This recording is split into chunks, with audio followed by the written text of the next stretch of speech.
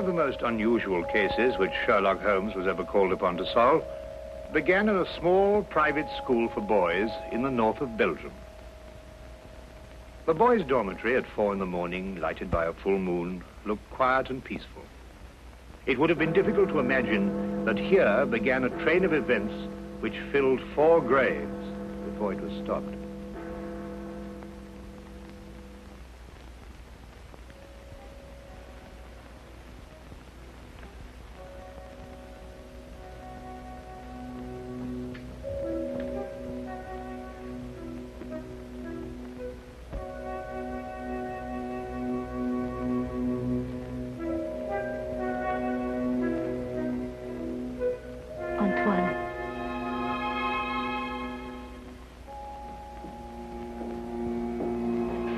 Antoine.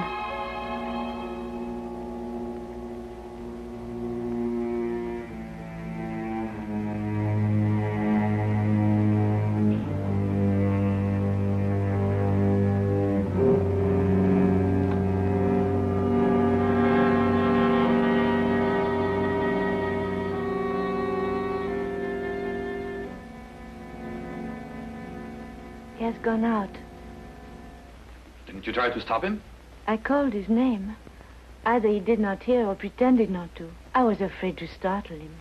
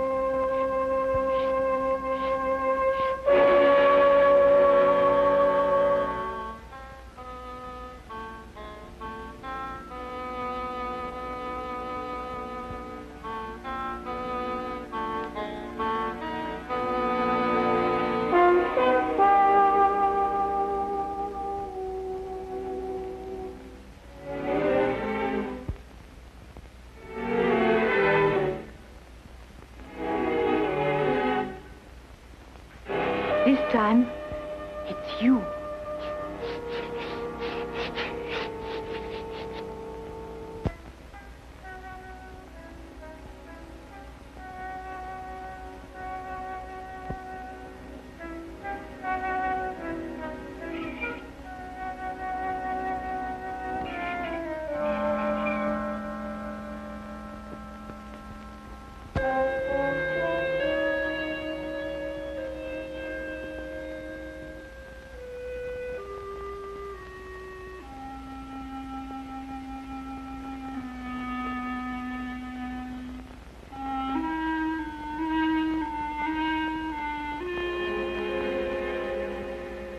Caroline. Is there nothing wrong? No. Nothing, Antoine. Go back to sleep. What are you going to do? The police? It will be the end of my career. Should have to close the school. Send the boy away? Would that stop it? I suppose not. It's horrible. 3 deaths in 3 months. Each one foretold by the writing on the church steps. I still think the police... No. But your own life... I've never felt in better health. And if I'm careful to keep out of drafts and avoid falling downstairs. How can you joke at a time like this? There's a man in London. He's solved cases even more hopeless than this. Sherlock Holmes? You thought of him? Let me write to him.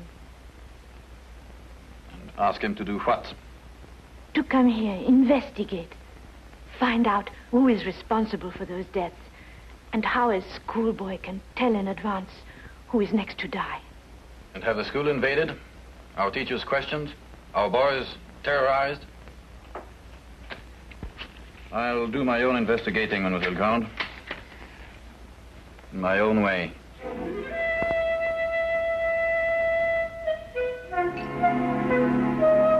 Some weeks later, a letter arrived at Baker Street.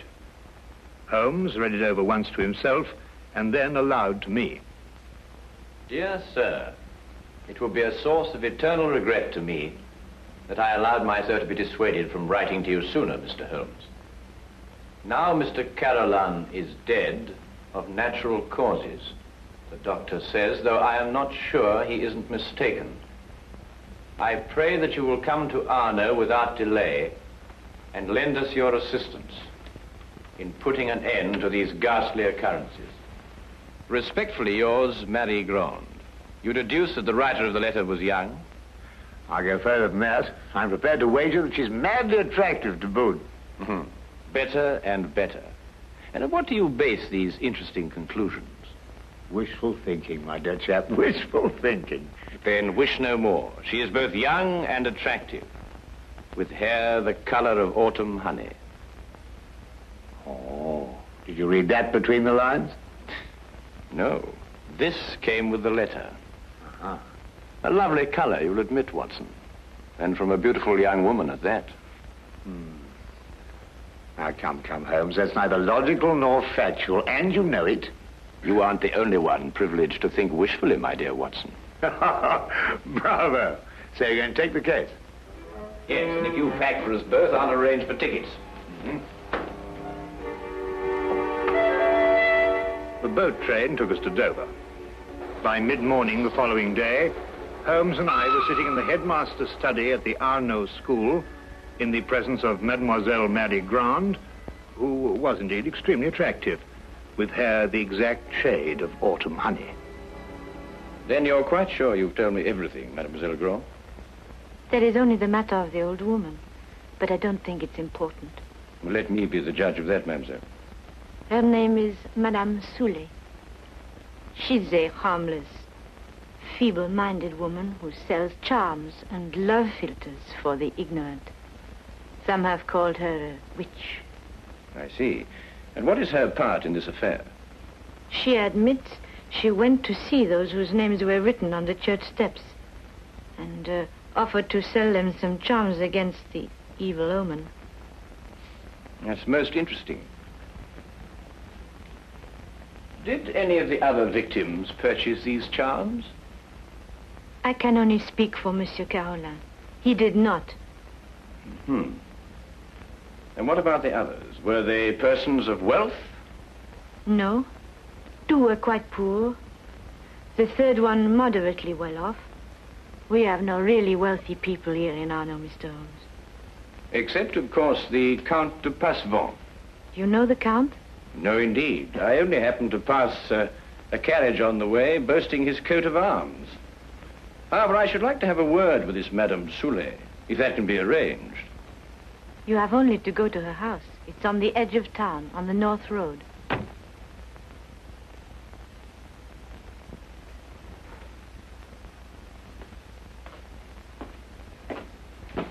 Monsieur Manelli, this is Monsieur Holmes and his friend Dr. Watson. Monsieur Manelli, our new headmaster. How do you do? How do you do? Now that you're here, Mr. Holmes, we have hopes at last of getting to the bottom of this terrible affair. Thank you, sir. I can only hope to do my best. Mademoiselle Grande has given you all the facts? All the facts at her command. Perhaps you can supply some additional ones. I am sorry, no. Mademoiselle Grande was the favorite member of the faculty here. She had Monsieur Carolan's confidence, not I. I see. And now that I've had the honor of meeting you gentlemen, I hope you will forgive me if I go to meet my class. But certainly. By the way, mademoiselle, Dr. Dimanche is waiting in the vestibule. Did you send for him? Yes, I did. I'll go and fetch him. I'll be back directly.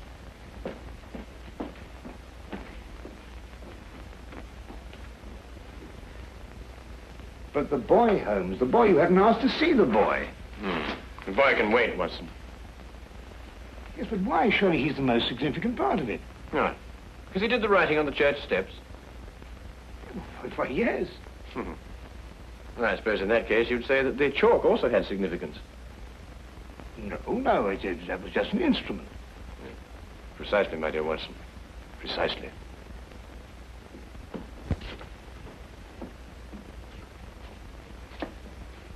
Mr. Holmes, this is Dr. Dimanche. Mr. Holmes and Dr. Watson. Delighted. How do you do, Doctor? Always happy to meet a colleague. Thank you, so am I. I hope I haven't kept you waiting. I came as soon as I got Mademoiselle's message. Won't you sit down? Thank you. Mademoiselle Grant tells me that you're the physician who attended Monsieur Carolan shortly before he died. Yes. My last examination of him gave me no hint of what was coming. I see. And yet you're positive he died of natural causes. There's no doubt about it.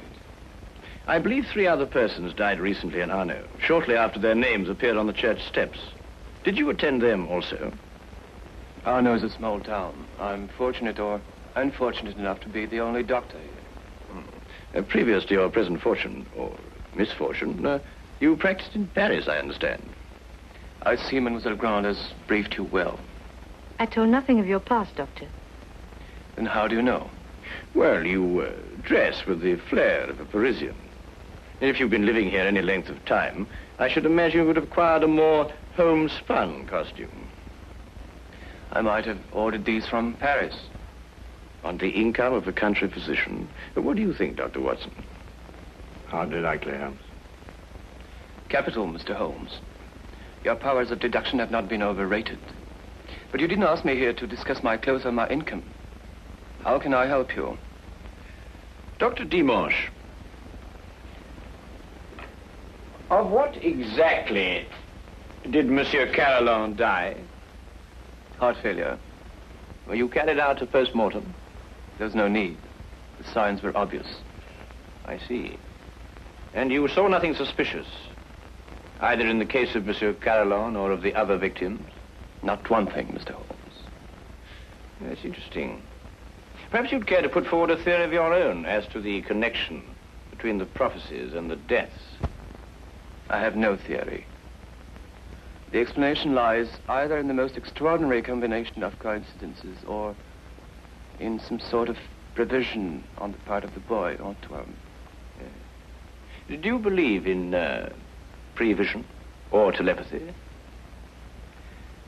Years ago, my professor at Salpêtrière did suggest there might be something in it. For myself, I don't know. I neither affirm nor deny. Then I believe you can tell me nothing more for the present, Dr. Dimanche. Don't hesitate to call on me again. Though I must go back to my surgery, I may have a patient waiting. You never can tell. I'll be here early tomorrow afternoon for the monthly examination, mademoiselle.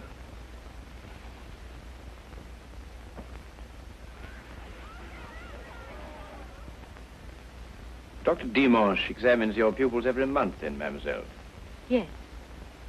The health of our pupils is of the greatest concern to us. So it should be, Mademoiselle Grant. So it should be. And it's an extraordinary thing, the odd and assorted illnesses that crop up in a boys' school. Vous devez être en classe à cette heure au lieu de courir dans les couloirs. Allez maintenant. That is he. So that's the boy who on 4 separate occasions was able to foretell the death of a citizen of honor.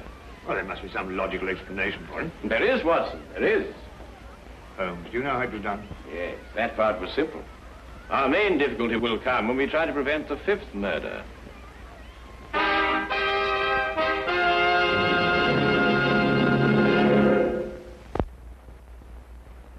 Turn to the case of the deadly prophecy. The church on whose steps the deadly prophecies were written stood less than 100 yards from the school. I had supposed that Holmes, with his usual attention to detail, would want to examine it thoroughly, but once again he surprised me. He did not stop. And I had a fair guess that perhaps he wanted to have a little talk with a certain Madame Soulet. Come in. Madame Soulet? Come in, come in. I was expecting you. I thought you would be. Sit down.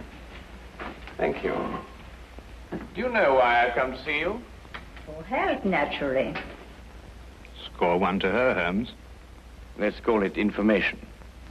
Trifling bits of information such as how came the boy by his deadly prophecies? Whose hand was it made them come true? Suppose we start with a bit even more trifling. You offered charms to the victims. But how did you know who they were before they were struck down? There were no announcements made. If the Englishman will cross my palm with English gold, You'll tell me? I will give the Englishman a filter, warranted to make him see so clearly and think so lucidly that all mysteries will be revealed to him. Each is as potent as the belief of the one who buys and uses it. If those four had bought instead of turning me away, who knows? But they did turn you away. And now all are dead. May I sell you a filter, sir? It will guard you against harm. Come, Watson.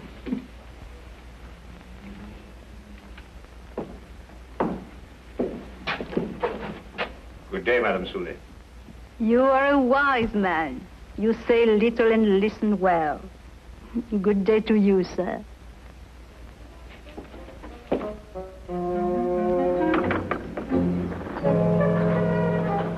Filters, bosh. We might be living in the Middle Ages. Not the Middle Ages, Watson. Merely a small European village. Ah, Count Passavant, I believe. Oui, monsieur. How do you know? I saw you in your carriage, sir. Ah, are you enjoying your stay in our village, Mr. Holmes? Do you know me, Count? I saw you from my carriage. Ah, bravo, Count. As you say in France, touché. May I introduce my very good friend, Dr. Watson? Enchanté, docteur. How do you do, sir? Have you formed any conclusions, Mr. Holmes, as to the names that were written on the church step? Well, at the moment, Count, I must confess that I am more interested in the names that were not written on the church step. Mine hasn't been written on it yet. And I don't believe it will be. Tell me, sir, you know this village. Have you any ideas? I am not superstitious, Dr. Watson. I do not believe...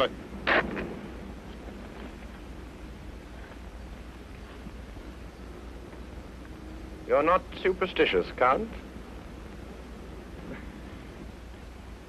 Madame Soulet's filter, at least, can do no harm. Good day, monsieur. Good day. There were a few points about this case which Holmes thought could best be cleared up in Paris. He had asked me to go alone, as the following night there would be a full moon, and he wanted to stay in Arno to be on hand, just in case.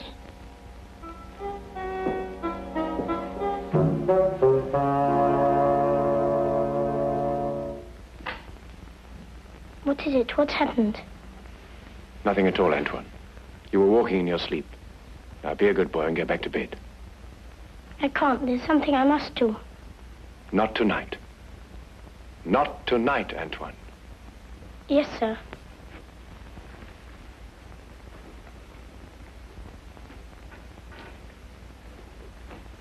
What does it mean? It means that nothing further will happen tonight. Sleep well, Mademoiselle Grand.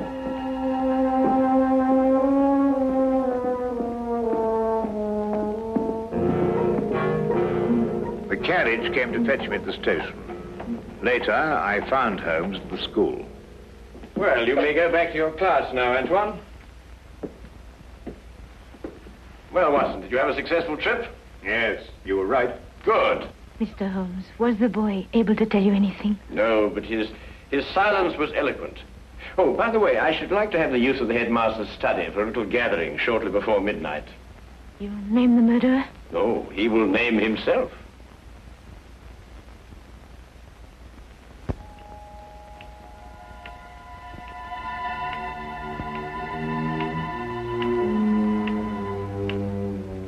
It's almost midnight, Mr. Holmes. Must we wait much longer? Good evening, Count. I think you all know Count Passavant. Count, you met Dr. Watson in front of Madame Soulet's cottage. Would you be so good as to take that chair, Count? I expect you're all wondering why you've been invited here at such a late hour this evening. Well, we are concerned with the murder of Monsieur Carolan and of 3 other citizens of Arno before him. Mr. Holmes are sure they died natural death. I happen to believe that they were murdered. Now, the question is, with what motive? Profit? But these were ordinary people of modest means. The murderer could scarcely hope to enrich himself at the cost of their lives.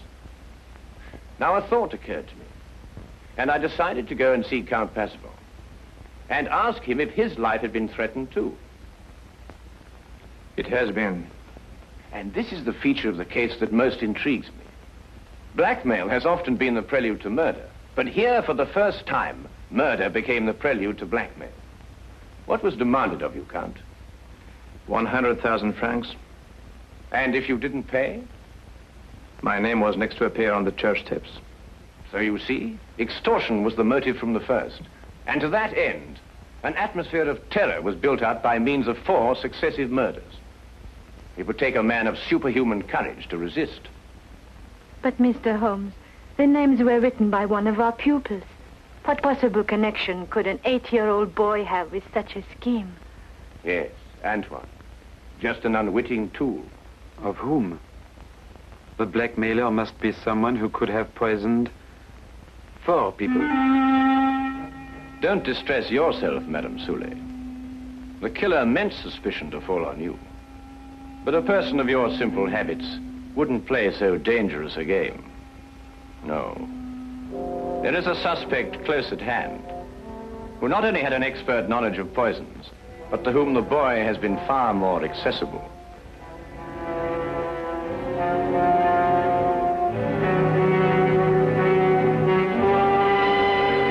Accessible regularly once a month. This suspect was once a pupil of Dr. Charcot, who lectured on hypnotism at Salpêtrière Hospital in Paris. It would have been as easy for him to send Antoine on his monthly errands as to wind up a mechanical toy. Dr. Watson. Yes? Yesterday in Paris, you made certain inquiries into the character and education of this suspect. What did you discover? I discovered that he was a spendthrift and a wastrel who had quit Paris in order to escape his creditors. It's a lie. Calm yourself, Dr. Dimanche. I, too, have dabbled in hypnotism. This morning, Antoine and I had a little talk. I suggested that he come down here at midnight and point out the person who instructed him to write on the church steps. The person he was instructed not to remember when out of the hypnotic trance. It lacks but 1 minute to 12 now.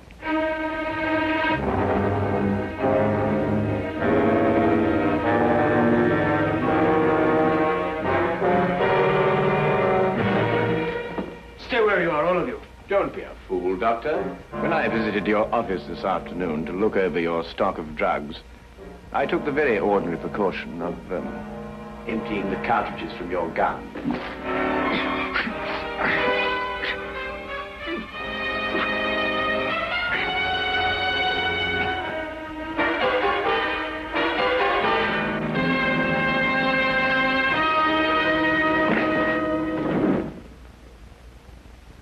Should we wait for the boy to make the identification, Mr. Holmes? Mademoiselle, Mr. Holmes's deductions are always completely truthful and completely accurate. But the methods by which he achieves these ends are not always so straightforward. He said that he'd hypnotized the little boy to have him come here tonight at midnight. How did you know it was a bluff? You also said that the gun was unloaded. Oh,